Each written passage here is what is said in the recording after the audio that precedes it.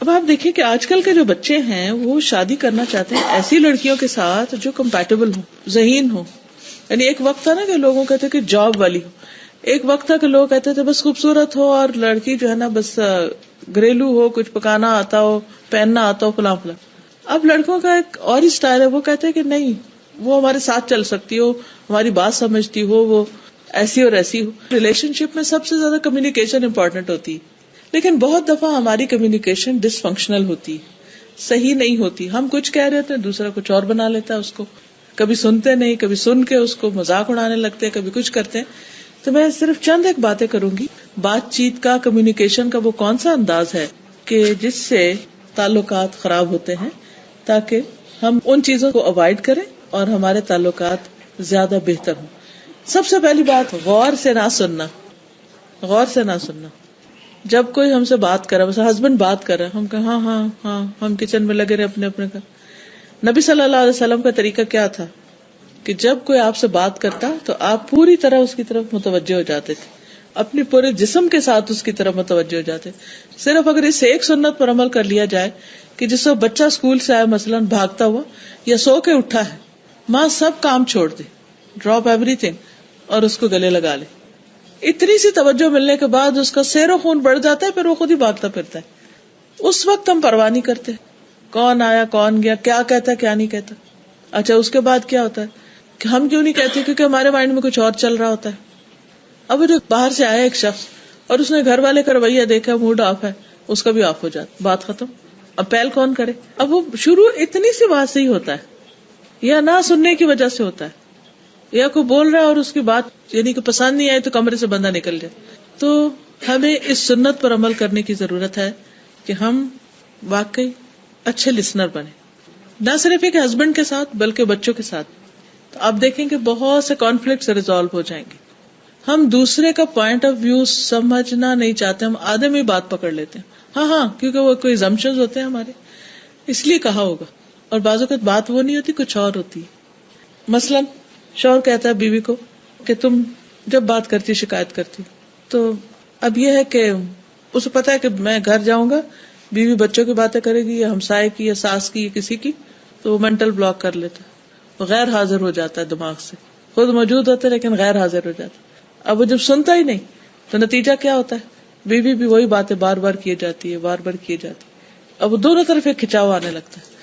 اگر دونوں طرف سے یہ تعاون ہو جائے، ایک دوسرے سے کوآپریشن ہو جائے، چھوٹی بات ہو یا بڑی، اچھی ہے یا نہیں، پسند آ رہی ہے کہ نہیں، یا بورنگ ہے بہت یا اریٹیٹ کر رہی، تو وہ بھی کڑوا گھونٹ بھر کے سن لیں، ایک دفعہ سن لیں. آپ دیکھیں گے کہ صرف سننے کی دیر ہے، بہت سے شکوے ویسے ہی دور ہو جائیں. اور اس کے لیے پیشنس چاہیے ہوتا ہے، سننے کے لیے بہت پیشنس چاہیے ہوتا ہے، اور خاص طور پر اس بات کو سننے کے لیے جو اچھی نہ لگ رہی ہو. لیکن ہم کیوں سنیں؟ صرف ایک سنت پر عمل کرتے ہیں کہ نبی صلی اللہ علیہ وسلم توجہ سے بات سنتے تھے، حاضر دماغی سے سنتے تھے. بعض اوقات ہم ہاں ہاں ہاں کرتے رہتے ہیں، اور اگر کوئی پوچھ لے کہ کیا کہا تو پتہ بھی نہیں ہوگا کہ کہا کیا. پھر اسی طرح دوسری ایک اور ریزن ہوتی ہے غلط وقت پہ بات کرنا.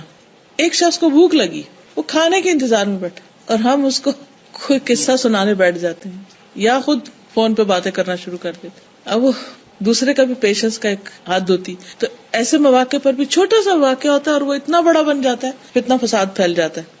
عام طور پہ عورتوں کا طریقہ یہ ہوتا ہے کہ جب شوہر گھر آتے ہیں، وہ بھوکے ہوتے ہیں یا تھکے ہوتے ہیں، تو وہ ان کو بچوں کی شکایتیں لگانا شروع کر دیں.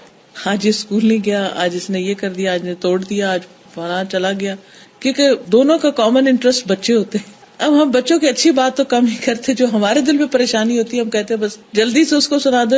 جو چیز ہم دونوں شیئر کرتے ہیں، یہ دونوں میں کامن ہے، اور جتنا مجھے ہم و غم ہے اس کو بھی ہونا چاہیے، لیکن اس کو عام طور پہ نہیں ہوتا. وہ سمجھتے ہیں بیوی کر رہی ہے بس ٹھیک ہے، یہ کرتی رہے گی، یا اس کا اپنا ایک طریقہ ہوتا ہے. تو وہاں سے بھی مسئلہ شروع ہو جاتا ہے. اور بہت سے پیرنٹس بچوں کی وجہ سے لڑائی کرتے رہتے ہیں آپس میں. وہ اس کو بلیم کرتا ہے، اس کو کرتا ہے، وہ اس کے اوپر ڈالتا ہے، اس کے اوپر ڈالتا ہے. اچھا جب بچے اچھے ہوتے ہیں دونوں کو کریڈٹ لینا چاہتے ہیں، اور جب بچے بگڑتے ہیں تو کہتے ہیں تمہاری وجہ سے بگڑا. وہ کہتے ہیں نہیں تم نے توجہ نہیں دی تو بگڑا. تو بہرحال ایسی صورت میں انسان کو، چونکہ فرشتے لکھ رہے ہیں، سوچ سمجھ کے بات کرنی چاہیے. تیسری چیز ہوتی ہے انٹرپشنز. ایک شخص بات کر رہا ہے، اتنے میں بیچ میں آپ انٹرپٹ کر دیتے. ہاں ہاں یہ تو میں نے پہلے بھی سنا، تم پہلے بھی بتایا تھا مجھے، یہ تو مجھے پہلے ہی پتا ہے. ہاں مجھے پتا ہے، اب بات پتہ بھی ہو تو نبی صلی اللہ علیہ وسلم کو بعض اوقات بات پتہ بھی ہوتی تھی لیکن وہ پھر بھی دلچسپی سے سنتے تھے. اس کو عربی میں مجاملہ کہتے ہیں. مجاملہ ہوتا ہے کہ ایک دوسرے کے ساتھ خوبصورت معاملہ کرنا. ایک ہوتا معاملہ ہوتا ہے مجاملہ. مجاملہ یہ ہے کہ اگر آپ کو ایک بندے نے 2 دفعہ پہلے وہ قصہ سنایا ہوا ہے تو تیسری دفعہ بھی آپ اسی طرح سنیں جس پہلی دفعہ سن رہے ہیں, کیونکہ اس وقت اصل چیز قصہ نہیں ہے, اس وقت اصل چیز اس کو توجہ دے رہے, it's just giving attention, nothing else. تو اس سے اگلی بات جو ہے وہ معاملہ درست ہو جاتا ہے. پھر اسی طرح یہ ہے کہ بعض اوقات دل میں کوئی رنج غم ہوتا ہے تو ہم بہت فارمل ہو جاتے ہیں. تو جو فارمیلٹی ہے اس سے بھی کمیونیکیشن جو وہ ٹھیک نہیں ہوتی, کیونکہ ہم سوچتے ہیں اچھا میں نے لاسٹ ٹائم یہ بات کہی تھی تو وہ موڈ آف ہو گیا تھا تو بہتر ہے میں کہتی نہیں, تو اب پھر ہم ریزرو ہونا شروع ہو جاتے ہیں. اس سے پھر یہ ہے کہ شوہر سمجھتا ہے کہ بیوی کا مجھ میں انٹرسٹ ہی کوئی نہیں ہے, یا بیوی سمجھتی ہے شوہر مجھ میں انٹرسٹ نہیں لیتا. دونوں طرف کی باتیں ہو رہی, کسی ایک کی نہیں. تو ایسی صورت میں انسان پھر یہ کہ تھوڑا سا اپنے خول سے باہر نکل آئے.